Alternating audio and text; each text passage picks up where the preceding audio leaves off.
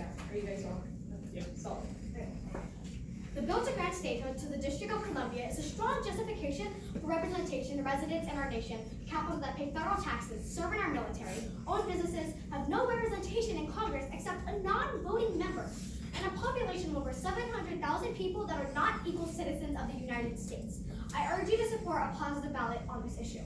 My first argument in support of this legislation is the House and Senate bill has a record of 198 co-sponsors, including the Speaker of the House, Nancy Pelosi. According to Carper's website, it will give Washington residents full representation in Congress and designate areas surrounding the White House, the Capitol, the Supreme Court, and the National Mall as the seat of the federal government. That area will be designated as the District of Columbia and remain under control of the Congress. My third argument in support of this legislation is that the opposition will state what is in the Constitution.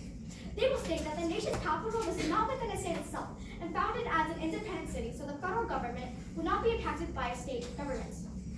First of all, this was written close to 230 years ago, when the population, demographics, and tax revenue generated were not even remotely the same. Second of all, we are proposing a solution to allocate areas for the federal government and separation of state residents in Washington to receive equal representation.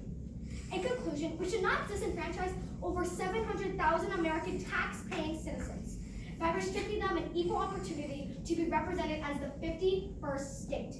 We have an overwhelmingly support in the U.S. House of Representatives with 198 co-sponsors. We have devised a plan to separate the Washington, D.C. citizens from the nation's capital, and they contribute more in federal taxes than 22 other states.